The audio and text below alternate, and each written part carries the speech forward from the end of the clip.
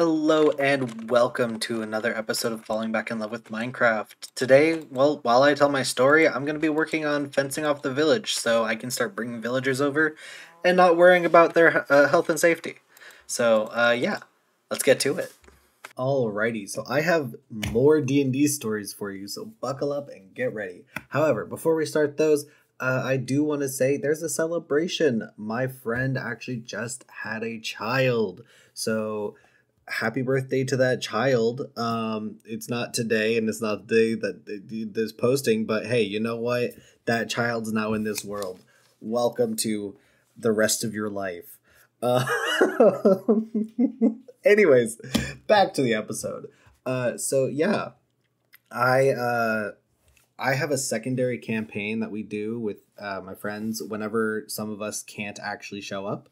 So if we have a rule, okay? If one person can't show up, the main campaign will still go on. If two people can't show up, then we will postpone. However, if everyone else still can and wants to, we will show up and actually like play D&D, just not with those characters or that campaign. So, we have a side campaign, and we were told to create characters for that side campaign. Well, the character that I made, his name is Kurt. I'm trying to pull up his information. He's a lovely little lad. Uh, oh my gosh. Okay, here we go. He is level 10. Yeah, he's level 10. And it's, he has 7 levels in Monk and 3 levels in Barbarian. He is a Grung. For anyone wondering, his last name is Mitt, so his full name is Kurt Mitt. And if you don't get where I'm going with this, I made Kermit the Frog in D&D. Except he has like the personality of Miss Piggy when it comes to abrasiveness, and the chaos of the name of the chaos of like the drummer Muppet. Like that's how chaotic he is. It's hilarious. And this guy, he has such a high dexterity and like the ability to dodge things that he just won't get hit with area of effect spells. Because if he passes, he takes no damage because he has uncanny dodge. And if he fails, he only takes half damage. However, he's also barbarian, so if he's raging, that half damage is actually quarter damage. And it's just, this man can't die, okay? And oh my gosh. My DM hated it, and it was beautiful. And I would speak in a Kermit the Frog voice the entire time I'm talking in character. So if I'm talking out of character, I'll use my normal voice. But if I'm going to talk in character, I'm going to talk like Kermit the Frog, and it's going to be great. I will say the worst atrocities, like, I will cut you, sir. Don't make me slash your throat. Like, that's the kind of stuff. Like, except definitely better in the moment. These were just examples, and I'm not great at improv. I apologize. At least improv without like people to bounce off of, you know? Like in context, I'm funny. Out of context, I could do better. But if you think I'm funny, great. Awesome. Anyways, so in this campaign, we were told to go retrieve some information. Like we were supposed to fight a wizard, all right? And this wizard, we had no idea where he was. So we went to his base and snuck in the back way. And the back way led to like a dragon. But the dragon was a good dragon, and we got some information about him. They're just like, oh yeah, no, that guy doesn't live here anymore. He kind of moved out. This is my place now. We're just like, oh, that's cool. Okay, do you know where he moved? And there's like, no. However, there is like a group of people who have maps, and those maps might be of help. And we're just like, awesome. So we're gonna go look for maps. So we went to the local town, and we found this map that led us up into like the icy mountains. Okay, and someone had something to help us fly up there. All right, and we started getting attacked by like flying monkeys or something like that. And Kurtmit just full sends, jumps off of whatever they are like flying with, and demolishes these flying monkeys as they're like trying to like swoop under and like get around us. He just straight up like rages and starts bashing things in the air and taking them down with him. And he lands in the snow, completely surrounded by the viscera of whatever he just caused. And he's like, yeah, can someone come get me? I can't fly. And everyone's just like, come on, man. Oh yeah, he's like, can someone come get me? I'm kind of stuck here. I can't fly. And everyone else is like, man, come on, Kurt, get your act together. So then we make our way up to the hideout, okay, and there are guardians who aren't attacking, and it turns out that they're linked to like defending a specific kind of thing, and if an action takes place, then they are triggered and they will attack. Thankfully, we never actually triggered them until after they were completely deactivated, which made it great. But there was one room that I wanted to move through that I couldn't do without triggering the guardians in that room. And it led to the kitchen. And I was like, I want to go see what kind of food they eat. And my DM's just like, okay, that's through here. You can see that there's a kitchen over there. And I was like, awesome. So I look in, and there's like these guardians like at a table, and like we've made noise and they're not noticing us at all. They're not like real sentient guardians, they're magical guardians. And like I take a step in and they start to get up from their chairs, and then take a step out and then they sit back down. And we're just like, okay, so if you step in, you trigger the guardians. I was like, awesome. I'm just gonna book it through the entire room in one round. So Kurtmit just full sends running around everywhere, just outside of like the attack range of these guys. One round just books it to the kitchen. He finds a magical chef there who's also like not sentient. He's just doing his pre-programmed activities. And Kurtmit finds 2 pots. One of them is a pot of like soy sauce, and the other is a pot of hot tea. And he like tries that, he tastes them, and that's the trigger for the guardian that's the chef. And so the guardian chef tries to attack him, and I take out the guardian chef, and then we take the pots and we like actually loot them. And if you don't know this about Grung, they have a mechanic where if they don't soak in water, they will at least once every 24 hours they will start to like gain exhaustion points and all that. So I was like, hey DM, what if I soak in the soy sauce? And he's like, you want to marinate your character? I was like, yeah. What if I soak in the soy sauce? Will that count? And he's like, sure, I guess. You can okay. Cause I wasn't gonna soak in like the scalding hot teapot. But like the soy sauce was nice. Oh, and these were like, they were magically imbued pots, so like they always produce these liquids. So no matter how much soy sauce you poured out of it, it will fill up and have more soy sauce. And no matter how much tea you pour out of the other pot, it will fill up and have more tea of the same flavor. So those were lovely loots, and I keep my pot with me all the time. Just so that I can keep soaking in the soy sauce. Well, we continue through the base, and we make our way downstairs where there's magical traps on the stairwell. And we're just like, oh no, that sucks. But like one of us was like literally walking on the ceiling and just completely avoided it, and I just kind of jumped over the trap. We left we left the third party member to just kind of figure it out.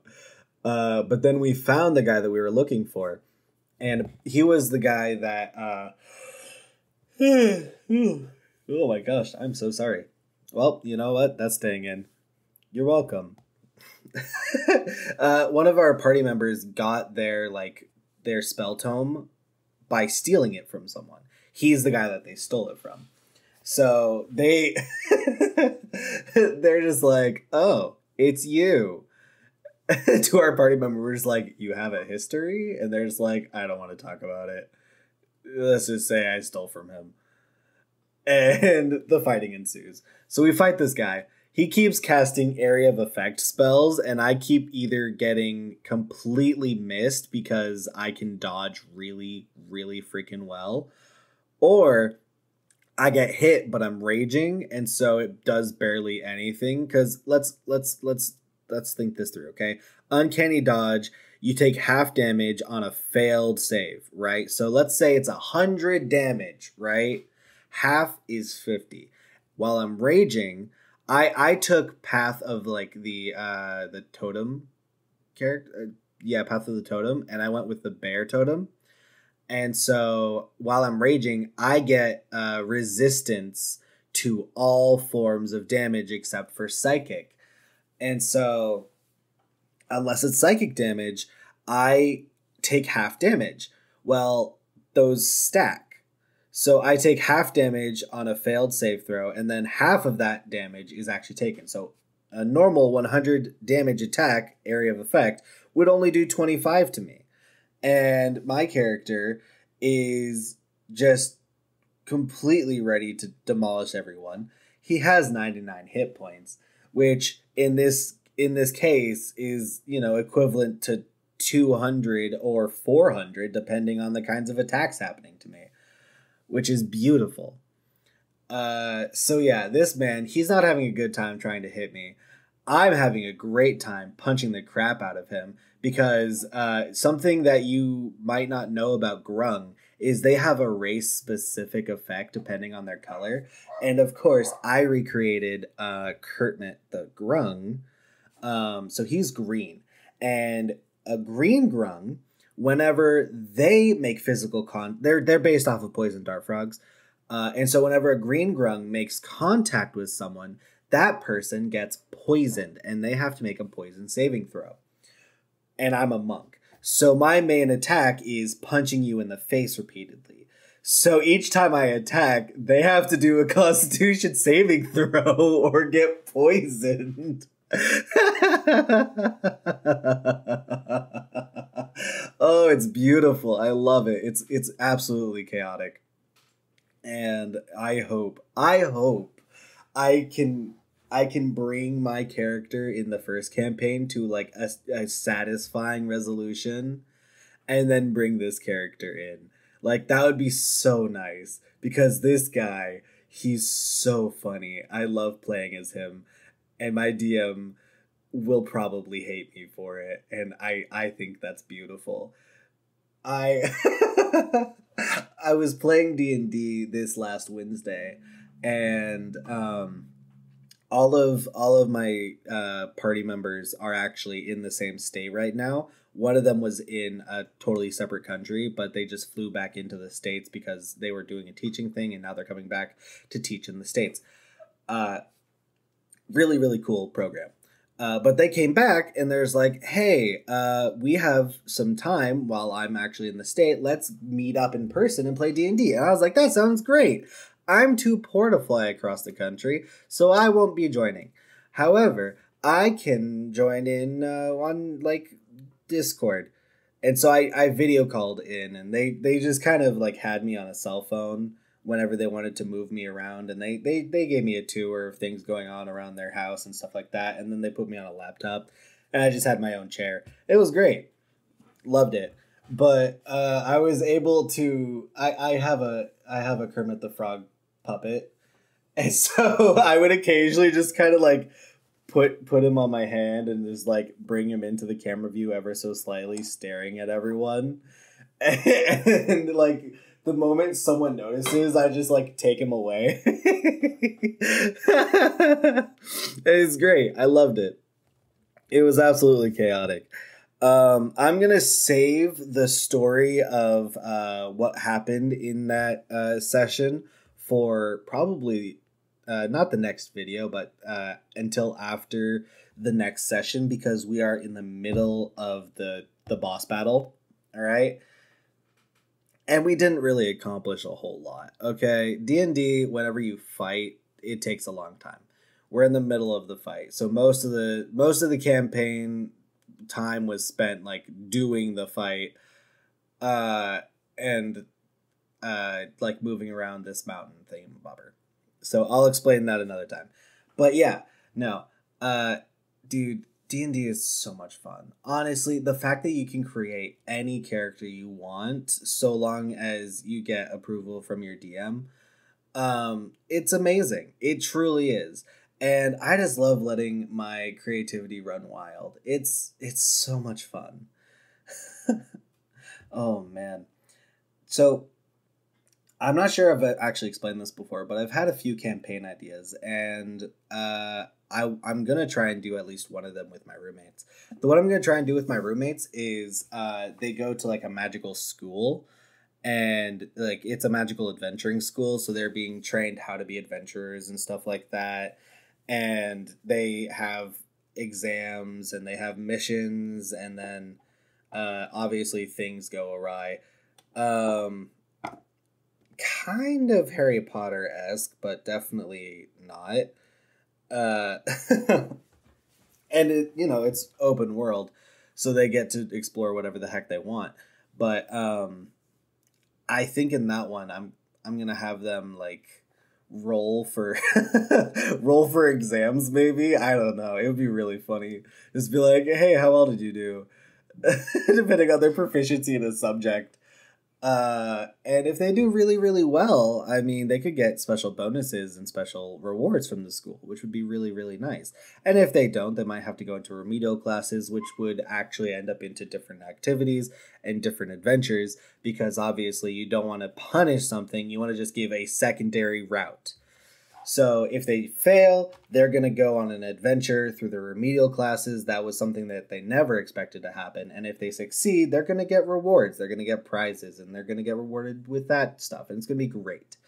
The second idea I had was one that was like a battle of the bands. And it also integrated like Dance Dance Revolution in like the ends, where it's like they literally have to face me in Dance Dance Revolution. And that'd be really funny. But that's only like... That's like if you really just want to be silly goofy with the entire campaign and everyone's down for it, you have to have prior approval for all that, because it's definitely a far cry from D&D when you're just like, oh yeah, face me in a dance off and we'll see who wins. But yeah, that brings us to the end of this video. So I hope you have a great time. Yeah. All right. Well, honestly, I think this was a really productive video. I was able to actually get everything done that I wanted to get done, and I started to outline a few new buildings. The buildings that I'm outlining are a church for, Mr. Suss, or Reverend Mick Suss, if we should say his full name, and then a library as well. And I think it'll be amazing. So I still need to design those buildings and then get them in here. But yeah, hope you have a great rest of your day. See you in the next video. Bye-bye.